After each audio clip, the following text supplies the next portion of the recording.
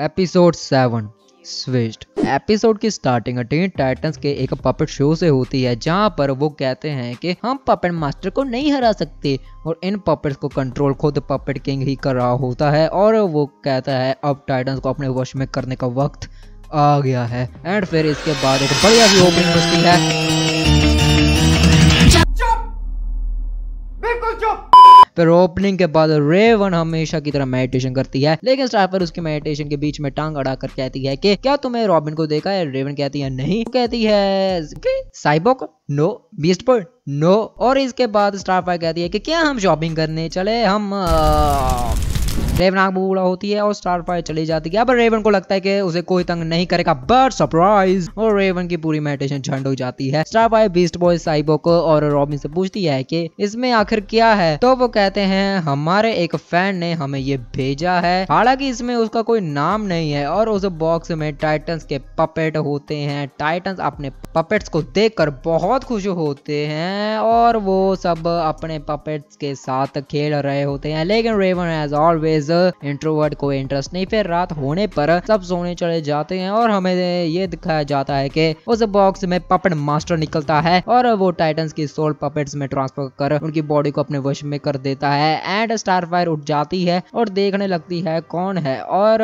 तभी वो चिल्लाती है लेकिन ये तुम्हारी रेवन होती है। स्टारफायर रेवन से पूछती है कि क्या तुमने कोई आवाज नहीं आ रही? रेवन कहती है हाँ तुम्हारे खराटे। स्टारफायर से सॉरी मांगती है, लेकिन तभी उन पे अटैक होता है एंड वो दोनों देखती है कि साइबोर्ग, बीस्ट बॉय और रॉबिन उन पे हमला करने आ रहे हैं। वो सब अपना डिफेंस करती है और उनको पता नहीं चलता कि आखिर चल क्या रहा है, लेकिन तभी पपेट मास्टर आकर उनको पूरा प्लान बताता है कि कैसे वो तुम्हारी बॉडी को वश में कर कर दुनिया पे राज करेगा और टाइटंस की सोल उन पपेट्स के अंदर कैद होती है और पपेट मास्टर यही सेम काम करने ही वाला होता है। तभी रेवन अपना स्पेल बोलती है और उसका स्पेल टूट जाता है और हमारी स्टारफायर रेवन बच जाती है। स्टारफायर कहती है ओ अब सब कुछ ठीक है, लेकिन एक सेकंड, ये तो रेवन ने बोला। और उनको समझ आ जाता है कि उनकी सोल्स एक दूसरे के शरीर में ट्रांसफर हो गई हैं। मतलब रेवन स्टारफायर है और स्टारफायर रेवन है। ये उसे टाइटंस टावर से बाहर निकलते हैं और रेवन मतलब स्टारफायर बहुत घबराती है और उसकी पावर्स अनकंट्रोल हो जाती हैं और वो सब कुछ उलट पुलट करती है। और रेवन आके कहती है तुम्हें अपने इमोशंस पे कंट्रोल रखना होगा, अगर नहीं रखा तो तुम्हारी पावर्स अनकंट्रोल हो जाएंगी और यह बहुत अच्छा साबित नहीं होगा। स्टारफायर कहती है ठीक है, लेकिन हमें अपने शरीर में वापस आना होगा। रेवन कहती है हाँ, लेकिन तुम्हें इससे क्या प्रॉब्लम है? स्टारफायर कहती है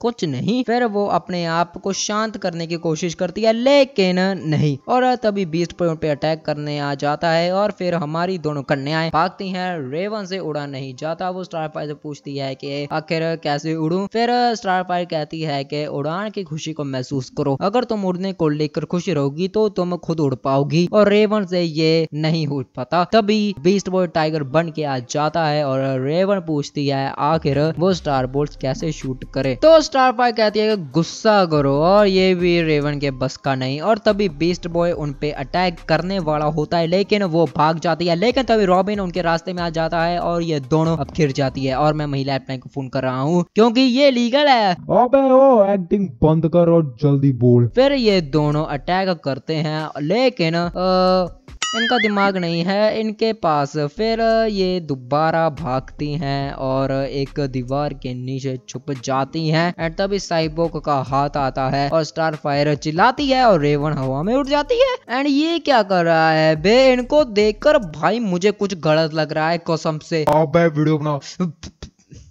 और ये तीनों इनको घेर लेती हैं। अरे भाई मैं तुझे कह रहा हूँ ये बहुत गलत हो रहा है, कुछ कर। अबे आगे तो बोल। फिर रेवन कहती है कि तुम मेरा स्पेल बोलो और स्टारफायर वही बोलती है एज़रात मेट्रियन ज़ेनथोस। एंड ये दोनों उड़ जाती हैं। बच गई यार। और ये दोनों उड़कर एक कूड़ेदान में गिर जाती हैं, जहां पर ये तीनों इनको खोज रहे होते हैं और ये बस पकड़े ही जाते हैं अगर पपड़ मास्टर ना आता। और पपड़ मास्टर कहता है कि मेरा पास इतना वक्त नहीं है, पहले एक बिजनेस खत्म कर लूं तब इनको पकड़ूंगा। रॉबिन कहता है कौन सा बिजनेस? फिर वो कहता है तुम्हें हमेशा पपड़ बनाए रखने का बिजनेस, यानी ये एक मैजिक से इनको हमेशा के लिए पपड़ बनाए रखेगा। और ये सब चले जाते हैं। स्टारफाई कहती है हमें हमारे दोस्तों को बचाना होगा। रेवन कहती है हाँ मगर कैसे? हमें एक दूसरे की पावर्स को कंट्रोल करना नहीं आता तो हमें कैसे उनको बचाएंगे? अब इनके बहस हो जाती है। रेवन कहती है तुम मुझे जानती ही नहीं। फिर स्टारफाई कहती है तो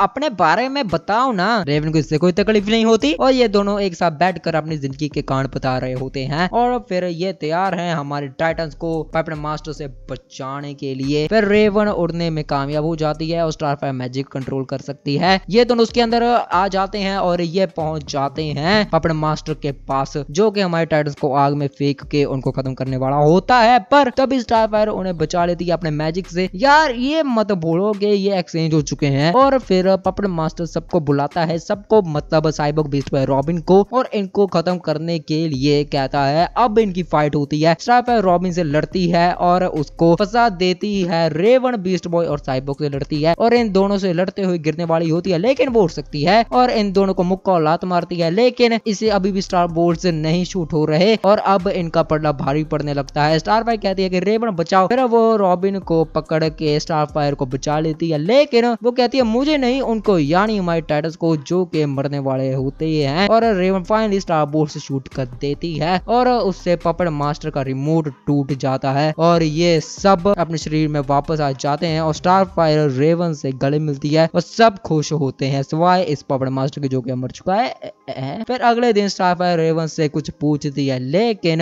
रेवन कहती है नहीं मैंने रॉबिन साइबोर्ग बीस्ट बॉय को नहीं देखा, क्या मैं तुम्हारे साथ मेडिटेट कर सकती हूँ? रेवन कहती है हाँ क्यों नहीं। और ये दोनों मेडिटेट करते हैं और रेवन कहती है कि क्या हम इसके बाद शॉपिंग करने चले? स्टारफायर कहती है क्यों नहीं। और इसी के साथ ये एपिसोड एंड हो जाता है।